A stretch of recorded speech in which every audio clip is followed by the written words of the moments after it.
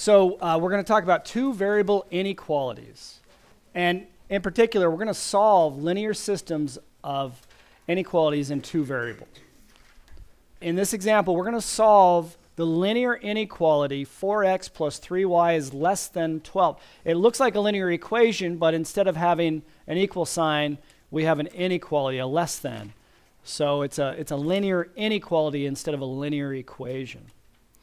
So let me write down a couple of steps for you that will work in general here. You're going to want to graph the related equation. So in other words, turn the less than into an equal sign and graph it. And that's in general, right? But in this particular case, the related equation would be 4x plus 3y equals 12. Okay, you guys tell me what's the easiest way in the world to graph that thing? Even easier than the time it takes to pull out your graphing calculator. Not quite as easy if you're on Desmos.com because you can just type it in the way it looks. But other than that, this is the easiest way. Can you just make a chart and substitute y with 0 and x with 0? Yeah. So intercepts, right? To get the x-intercept, you plug in 0 for y. And then you just do it in your head. When the coefficients of x and y divide the constant, it really is that easy. You can do it in your head as long as the numbers aren't too big. Because when you plug in 0 for y to find the x-intercept, it's like this guy disappears, right? Because 3 times 0 is 0. And you get 4x equals 12. What's x have to be? If 4x equals 12, then x equals 3. So the x-intercept is 3, 0. How do you get the y-intercept? Plug in 0 for x, and it's as if this guy disappears because 4 times 0 is 0, and you get 3y equals 12. So what does y have to be? So y has to be 4, so the y-intercept is 0, 4. So plot those 2 points. 1, 2, 3, 0, and 0, 4. 1, 2, 3, 4. Now, because it's a strict inequality, in other words, there's no or equal to, you're going to graph this using a dashed line or a dotted line. So it's a strict inequality, so use dashed or dotted line.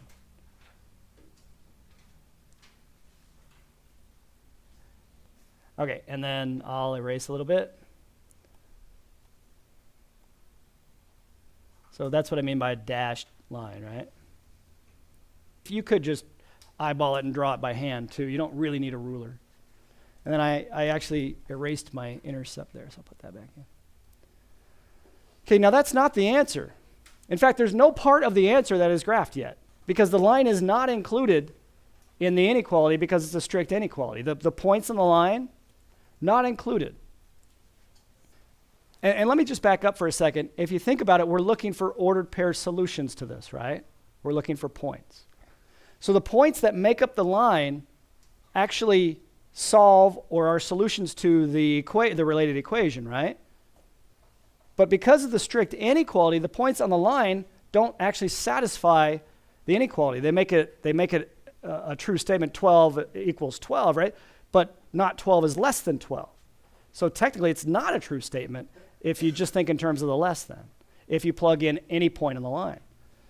So as you may recall, what happens is the line splits up the xy plane into 2 different regions, right?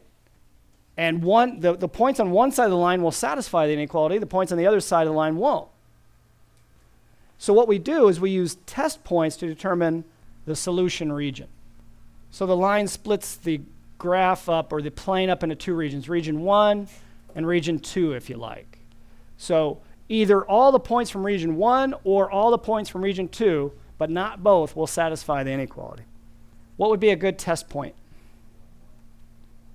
1, 1 would work. There's one that's even easier to work with. Yeah, how about 0, 0? Let's choose a test point of 0, 0. Any test point works as long as it's not on the line itself. So we're going to pick a test point. Let me do this in green. We're going to pick a test point. And in this case, It's up to you which one you choose, but I'm going to choose 0, 0. And what you do is you plug that test point back into the original inequality. And so x is 0, y is 0, so you plug in 4 times 0 plus 3 times 0. And is that is it going to be a true statement? Is that going to be less than 12? 0 is less than 12. That is true. So you shade on the side from where you got the test point, which is generally the bottom part. So we could shade, I'll shade in purple, kind of going this way.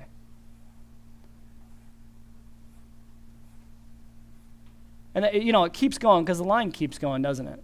But I can't draw forever, so I'll cut it off there. And what I'm saying is this. Any point, no matter how far down here you choose, in that shaded region, any point in that shaded region is going to satisfy the inequality. So our answer here is a picture. Our answer here is a graph. Because it's hard to list symbolically all the solutions, but the picture says a million words there, or really an infinite number of words there. So step 3, if you'd like, shade the solution region. Now, what would have happened if we had picked like 4, 0, and we would get a false statement if we picked 4, 0. Does everybody see why? If you picked 4, 0, and you plugged 4 in for x and 0 in for y, you'd get 12 is less than 12. Is that true? So 4, 0 is over here, right? That's a false statement. You could make that your test point. But then if you get a false statement, you shade on the opposite side from where the test point came. Okay? So how does 0, 0 represent the entire shaded region? It doesn't, but what happens is the line itself, it's the border that breaks up the xy plane, because the line goes on forever and ever, right? It breaks up the xy plane into the side that satisfies the inequality and the side that doesn't, because the line itself represents the equality. Okay, I want to show you how to type in your answers in the online homework. Now notice in this example, you're asked to graph the inequality on the plane. That means the same thing as graph the solution set. And the inequality is y is greater than x minus 3. First of all, you should work this in your homework by hand, just like you saw me do in the last example, and then worry about typing it in. But I'm going to pretend like I already did that here, and I'm going to type in my answer.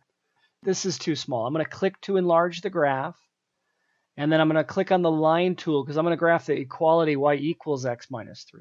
Click on the line tool here, and then if you think about it, if you replace the greater than with an equal to, it's y equals x minus 3.